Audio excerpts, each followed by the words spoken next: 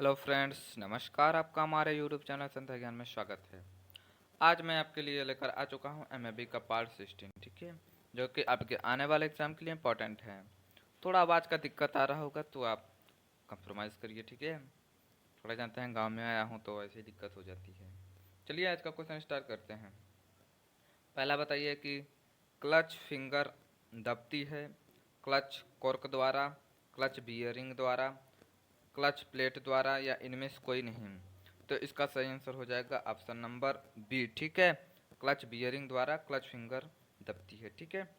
आगे देखते हैं कि बैटरी वाटर में होता है 40% एसिड फ्यूरिक एसिड या 80% या 100% फ्यूरिक एसिड या इनमें से कोई नहीं। तो इसका सही आंसर हो जाएगा ऑप्शन नंबर एक, ठीक है। बैटरी वाटर में 40% सल्फ्यूरिक एसिड होता है, ठीक है। इंपॉर्टेंट है, याद रख लीजिए। आगे चलते हैं। बताइए बताइए कि वाटर कूलिंग थर्मोसाइफन सिस्टम होता है forced water cooling system, pressure cooling system, vacuum cooling system या इनमें से कोई नहीं। तो इसका सही आंसर हो जाएगा ऑप्शन नंबर ए, ठीक है। फोर्स्ड कूलिंग सिस्टम होता है, ठीक है। आगे देखते हैं कि व्हील अलाइनमेंट ठीक न होने से स्टीयरिंग ढीला हो जाता है, स्टीयरिंग टाइट हो जाती है, स्टीयरिंग में कम शक्ति लगती है, उपरोक्त में से कोई नहीं। इसका सही आंसर हो जाएगा ऑप्शन नंबर बी, ठीक है। स्टीयरिंग टाइट हो जाती है, ठीक है, व्हील व्हील अलाइनमेंट ठीक न होने पर, ठीक है। इंपॉर्टेंट है, याद रख लीजिए।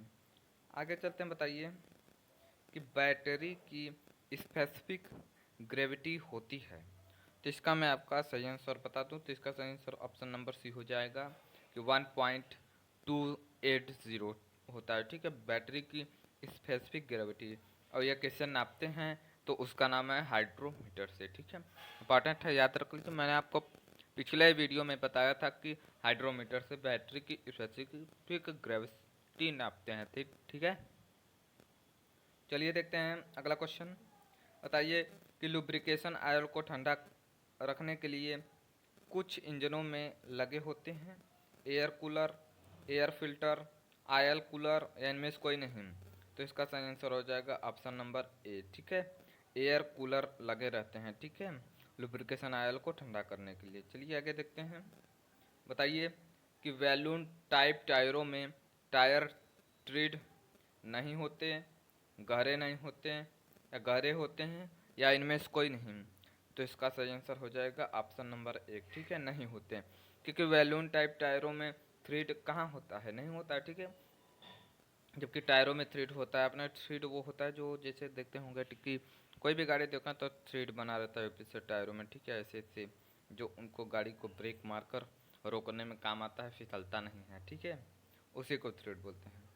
चलिए आगे देखते हैं कि मास्टर सिलेंडर मरम्मत के लिए नया वेट सिलेंडर आता है या सिलेंडर लाइनर आता है या नया किट आता है या इनमें से कोई नहीं। तो इसका सही आंसर हो जाएगा ऑप्शन नंबर सी, ठीक है, नया किट आता है मास्टर सिलेंडर मरम्मत के लिए, ठीक है। आगे देखते हैं कि यूनिवर्सल ज्वाइंट बने होते हैं मनुष्य के जोड़ों के आधार पर, जानवरों के जोड़ों के आधार पर, मशीनों के जोड़े के आधार पर या उपरोक्त में से कोई नहीं। तो इसका सही आंसर हो जाएगा ऑप्शन नंबर एक, ठीक है। मनुष्यों के जोड़े के आधार पर यूनिवर्सल ज्वाइंट बने होते हैं। आपने देखा होगा कि जैसे मनुष्य का हाथ रहता है, ठीक है, तो यहाँ पे जो कहनू होता है वो यूनिवर्सल ज्वाइंट का काम करता है, ठीक है। तो सेम उसी प्रकार ये भी होता है, ठीक है, मशीनों में भी उसी प्रकार का प्रयोग होता है। आगे चलते हैं। बताइए कि गियर बॉक्स के प्रयोग से प्राप्त होती है गियर लीवरेज, अधिक टार्क, अधिक स्पीड या इनमें से कोई नहीं। तो इसका सही आंसर हो जाएगा ऑप्शन नंबर एक, ठीक है, गियर लीवरेज प्राप्त होती हैं, ठीक है। आगे देखते हैं कि जिन गाड़ियों में आगे भी डिफरेंशियल लगा होता है कहलाती हैं, तो वो कहलाती हैं आपका ऑप्शन नंबर डी, यानी कि फोर व्हील ड्राइव कहलाती हैं, ठीक है। जिन गाड़ियों में आगे भी डिफरेंशियल लगा हो रहता है वो फोर व्हील ड्राइव कहलाती हैं। आगे देखिए कि ओवर ड्राइव ट्रांसमिशन द्वारा मेन शाफ्ट की चाल से प्रोपेलर शाफ्ट कम घूमती हैं, तेज घूमती हैं, नहीं घूमती है, इनमें से कोई नहीं। तो इसका सही आंसर हो जाएगा ऑप्शन नंबर बी, यानी तेज घूमती हैं, ठीक है। ओवरड्राइव ट्रांसमिशन द्वारा मेन शाफ्ट की चाल से प्रोपेलर शाफ्ट तेजी से घूमती है। ठीक है, आगे देखते हैं। बताइए, दो गियरों की चाल बराबर करने के लिए गियर बॉक्स में प्रयोग होता है। तो इसका सही आंसर हो जाएगा ऑप्शन नंबर डी। ठीक है, सिंक्रोनाइजर पिनियन, ये याद कर लीजिए, वेरी वेरी इंपॉर्टेंट क्वेश्चन। ठीक है, सिंक्रोनाइजर पिनियन। ठीक है, सिंक्रोनाइजर पिनियन। ठीक है, याद कर लीजिए। अब बताइए अगला। अगला बताइए कि हवा के प्रभाव से हाइड्रोलिक ब्रेक में अच्छे ब्रेक लगते हैं, ब्रेक नहीं लगते हैं, या ब्रेक लगाए जाते हैं, या इनमें से कोई नहीं। तो इसका सही आंसर हो जाएगा ऑप्शन नंबर बी। ठीक है, ब्रेक नहीं लगते हैं। ठीक है, हवा के प्रभाव से हाइड्रोलिक ब्रेक में ब्रेक नहीं लगते हैं। ठीक है, अब आगे देखिए। बताइए, कॉन्स्टेंटस मेश गियर बॉक्स में सभी स्पीड गियर अलग अलग रहते हैं, अपने जोड़ से मिले रहते हैं, एक नाप के होते हैं, या इनमें से कोई नहीं। तो इसका सही आंसर हो जाएगा अपने जोड़ से मिले रहते हैं। ठीक है, इंपॉर्टेंट क्वेश्चन था, याद रख लीजिए। तो कब फिल इन द ब्लैंक्स भी आता है। ठीक है, रिक्त स्थान भी आता है, तो इसलिए मैंने यहाँ पर रिक्त स्थान भी लिया है। ठीक है, जब भी कभी कभी परीक्षा में पूछ लिया जाता है। तो चलिए रिक्त स्थान देखते हैं कि बहुविकल्पी की तरह ही होता है। ठीक है, अब बताइए अगला कि इंजन साइकिल में लाभदायक स्ट्रोक होता है, suction stroke, two stroke, power stroke. तो सभी जानते हैं पावर स्ट्रोक लाभदायक स्ट्रोक होता है, क्योंकि इसी द्वारा इंजन को शक्ति मिलती है। अगर यही नहीं होगा तो सब इंजन खत्म हो जाएगा। ठीक है, आगे देखते हैं। बताइए, न्यूट्रल गियर में एंगेज नहीं करता कोई गियर। ठीक है, इसका ऑप्शन नहीं हो जाएगा कि न्यूट्रल गियर में कोई गियर एंगेज नहीं कर। जब गियर न्यूट्रल में हो जाता है तो देखते हैं कि कोई गियर नहीं लगता है। ठीक है, गाड़ी सरलता से चलती है, न्यूट्रल हो जाती है एकदम।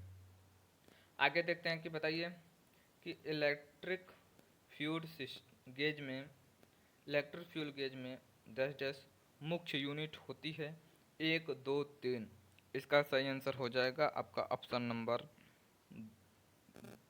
2, यानी कि 2। ठीक है, यानी कि इलेक्ट्रिक फ्यूल गेज में 2 मुख्य यूनिट होती है। ठीक है, आगे देखते हैं। बताइए कि इंजेक्टर का प्रेशर डैश मशीन द्वारा सेट किया जाता है। तो इसका ऑप्शन हो जाएगा ऑप्शन नंबर बी। ठीक है, इंजेक्टर प्रेशर टेस्टर। ठीक है, इंजेक्टर प्रेशर टेस्टर द्वारा मशीन द्वारा सेट किया जाता है। ठीक है, अब बताइए कि डीजल द्वारा चलता है। तो यहाँ पे कंप्रेस्ड हवा। ठीक है, डीजल इंजन में कंप्रेस्ड हवा द्वारा डीजल जलता है। ठीक है, स्पार्क प्लग रहता है, तो जानते हैं कि पेट्रोल इंजन में लगा रहता है। ठीक है, आगे देखिए कि AC mechanical fuel pump petrol engine में प्रयोग होता है, डीजल इंजन में प्रयोग होता है, या क्रूड ऑयल में प्रयोग होता है। तो इसका सही आंसर हो जाएगा ऑप्शन नंबर ए, यानी कि पेट्रोल में। ठीक है, AC mechanical fuel pump petrol engine में प्रयोग होता है। ठीक है, अब देखिए कि गवर्नर का प्रयोग, यहाँ पे इसका ऑप्शन नंबर बी हो जाएगा, फ्यूल इंजेक्शन पंप के साथ किया जाता है। ठीक है, गवर्नर का प्रयोग फ्यूल इंजेक्शन पंप के साथ किया जाता है। ठीक है, अब आगे देखिए कि 2 स्ट्रोक इंजन प्रायः 1 सिलेंडर के होते हैं, 2 सिलेंडर या 4 सिलेंडर। तो इसका सही आंसर हो जाएगा ऑप्शन नंबर 1। ठीक है, क्योंकि 2 स्ट्रोक हमेशा 1 सिलेंडर के होते हैं। ठीक है, फ्यूल फ्यूल फिल्टर का प्रयोग डैश इंजन में आवश्यक है, पेट्रोल, डीजल या फिर गैसोलीन। तो इसका सही आंसर अगर आपको मालूम है तो कमेंट बॉक्स में बता दिए। ठीक है, इसका ऑप्शन नंबर डी हो जाएगा। ठीक है, डीजल में आवश्यक है। ठीक है, यानी फ्यूल फिल्टर का प्रयोग डीजल इंजन में आवश्यक है। ठीक है, तो आज के लिए इतना है बच्चों, तब तक के लिए नमस्कार, जय हिंद, जय भारत। और हाँ, अगला वाला पार्ट जल्द ही आ जाएगा। ठीक है।